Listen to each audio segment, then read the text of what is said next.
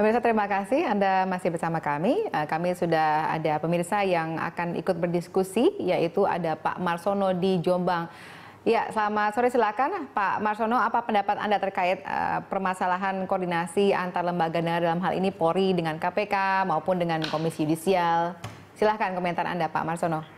Ya, begini, masalah kepolisian sekarang ini seolah-olah itu mau menunjukkan diri bahwa tajinya itu masih tajam. Jadi segala masalah yang betul-betul masuk pasal itu dipaksakan kelihatannya. Nah, ya sekarang masalah BG itu dalam amar putusannya kan menjalankan pada waktu itu menjalankan tugas kan bukan termasuk pejabat yang wajib di KPK, diperiksa KPK. Jadi KPK tidak berhak memeriksa BG karena bukan pejabat negara. Amar putusannya itu, masuk Sarjin itu waktu itu. Terus kalau BG itu bukan pejabat negara, dia itu kan dibayar dari APBN. Walaupun kalau misalnya bukan pejabat negara berarti bukan militer, termasuk PNS misalnya.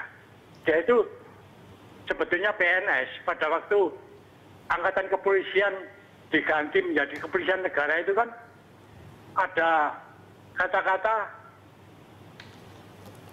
kepolisian negara adalah pegawai negeri sipil yang berhak memegang senjata api pada dekade 70-an itu. Nah, polisi itu tidak lihat di daerah-daerah itu, di daerah Jombang itu, di Mojowarno itu kalau orang punya hajatan kan mesti lapor polisi untuk pengamanan. Itu diminta uang, Pak. Itu loh masalahnya.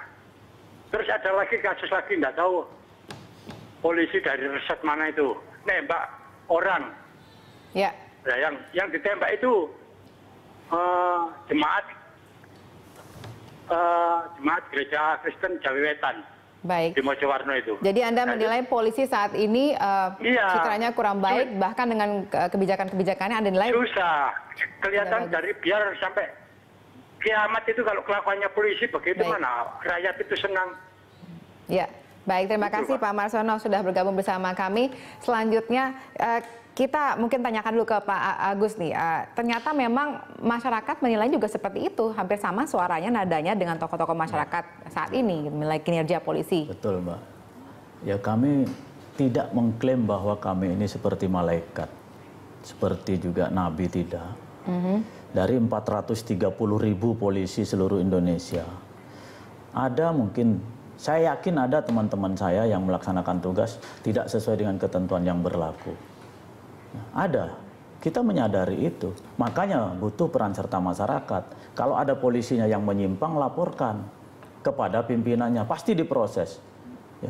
Tidak kurang setiap tahun lebih dari 100 polisi yang kita berhentikan karena berbagai permasalahan, yang tidak bisa mengemban tugas ini, yang tidak bisa melaksanakan perintah negara, perintah undang-undang, perintah rakyat.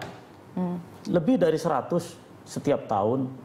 Dengan berbagai permasalahan ya, Mbak ya. Ya. Nah, itu kita ekspos setiap akhir tahun, Bapak Kapolri mengekspos. Tapi sayangnya sekarang yang terlihat justru oleh masyarakat bukan hal-hal positif seperti itu, Pak. Bahkan yang mencuat itu adalah tadi seperti katakan polisi seperti ingin tunjuk gigi gitu. Bukan begitu, Mbak. Sebetulnya kita melaksanakan tugas biasa. Perintah undang-undang seperti itu. Ya kan?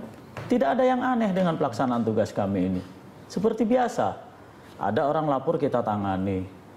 Kena pasalnya kita lanjutkan. Kalau tidak bisa ya berarti kita harus hentikan. Apakah ini suatu hal yang biasa ketika orang-orang yang ditetapkan tersangka ada kaitannya gitu di masa lalunya dengan salah satunya adalah ya memang kebetulan saja Bapak Sarpin ini sebagai pelapor pada saat itu beliau yang memimpin sidang gugatan pra peradilan. Kemudian ada yang mengomentari Pak Sarpin. Pak Sarpin punya hak dong melapor kepada siapa? Kan tentunya kepada polisi yang menangani kasus ini.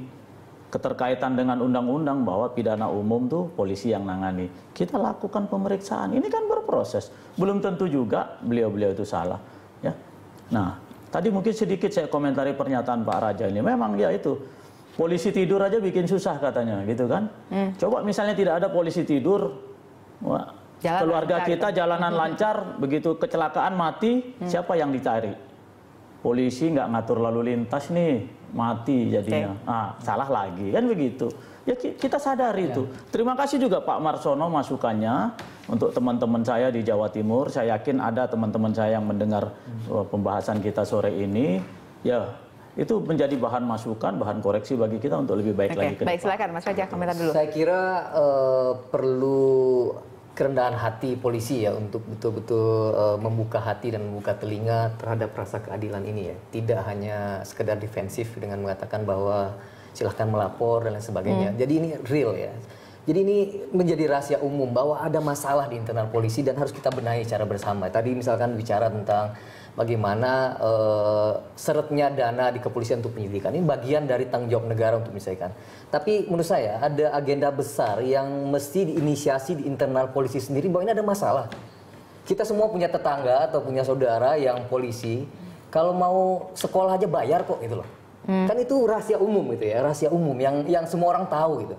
Kalau di pinggir jalan, kalau kita kena tilang pasti sogok bisa gitu, kira-kira gitu ya, kira gitu. Nah, dalam hal ini apa yang terjadi? Saya ingin mengatakan bahwa terlepas dari kasus kayak ini, saya melihat pemimpin-pemimpin polisi ya, terutama elit pada hari ini itu tidak secara tulus membuka hati dan buka telinga untuk melakukan reformasi internal seperti yang dulu pernah diinisiasi ya menurut saya. Dan apa namanya tanpa reformasi internal yang sistematik ini menurut saya ya akhirnya kejadian-kejadian semacam ini akan selalu terjadi. Dan oleh karena itu ya yang rugi ya rakyat, kepolisiannya sendiri, karena sekali lagi kita butuh polisi yang kuat, polisi yang efektif, yang transparan, yang akuntabel, yang melindungi rakyat gitu. Dan oleh karena itu ya harus ada inisiatif sendiri dari internal polisi dan juga pressure dari masyarakat untuk polisi supaya bisa berbenah. Dan pernyataan Buya Sapi dalam konteks menurut saya adalah bagian dari public pressure untuk polisi melakukan introspeksi dan. Jadi sebaiknya tidak selalu merasa diserang dalam tanda kutip seperti itu ya? Saya kira enggak lah ya. Saya kira ini era demokratis ya dan apa namanya kritik merupakan obat justru ya menurut saya obat mujarab untuk berbenah saya kira. Baik, kita simak dulu ada pemirsa yang akan berdiskusi dengan kita saat ini yaitu Pak Theo di Flores Timur. Silakan dengan pendapat Anda Pak Theo. Ya, malam Mbak. Ya, silakan Pak. Malam. Ya, jadi gini Pak Raja, kalau polisi itu kita semua sepakat polisi itu harus baik, harus akuntabel, harus bertanggung jawab terhadap tugasnya, benar. Saya kira persoalan hal-hal yang dilakukan oleh polisi dalam tanda petik yang dinilai negatif oleh masyarakat itu persoalan lain. Dengan jangan itu dikedepankan setiap ini saya lihat kok polisi mau menegakkan hukum kok kalau menyangkut orang pimpinan-pimpinan lembaga tertentu seperti KPK, KY, kok polisi selalu dipojokkan. Saya kira begini, KY itu juga harus tahu bahwa mereka tidak kebal hukum. Semua kita kan punya derajat yang sama di hadapan hukum. Makanya KY jangan sok-sokan lah. Kalau Hakim Sarpin itu salah, ya nanti tunggu laporan kayak proses secara aturan di lembaganya. Jangan masa ketuanya ngomong Sarpin bodoh lah segala macam. Mbak, saya mau sampaikan, Pak Hakim Sarpin itu adalah pelaku sejarah yang kemudian di generasi berikut itu yang akan menilai apa yang dilakukan Sarpin hari ini adalah terobosan hukum yang sangat luar biasa. Kita semua juga ngerti, kita semua ngerti proses penetapan Budi Gunawan itu kan juga harus jujur lah. Ini opini semua ini kan dikedepankan menutupi belang KPK seperti itu, AES segala macam. Itu motivasi AES menetapkan Budi Gunawan kan juga jangan dipungkiri dong. Iya. Baik, kami sudah tangkap maksudnya harusnya memang tidak ada perbedaan gitu ya terhadap seorang dalam penegakan hukumnya. Saya mau sampaikan kepada Saya mau sampaikan kepada Pak Kabid Humas ya. Pak Kabid Humas, saya berharap supaya Polri tidak berkecil hati. Banyak rakyat juga yang berada di belakang Polri. Baik, terima kasih Pak Theo atas komentar Anda pada hari ini.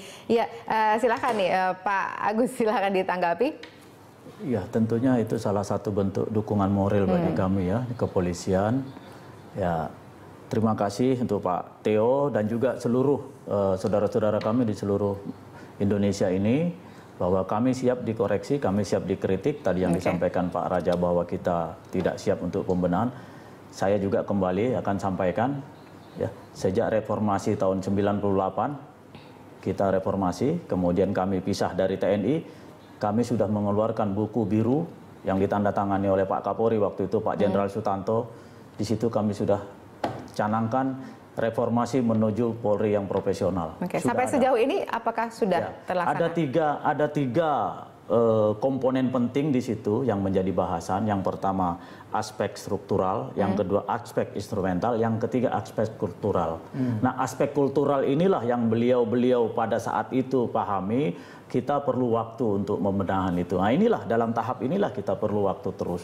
Ya, tentunya kami berharap juga tanpa peran serta, tanpa dukungan masyarakat, kami tidak akan bisa berbuat banyak.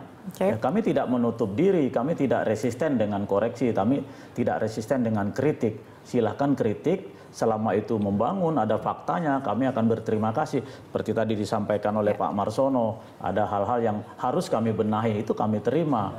Gitu kan. Demikian juga kalau misalnya ada teman-teman kami yang punya keberhasilan, punya prestasi, ya tentunya ini juga menjadi perhatian dari masyarakat, kan begitu.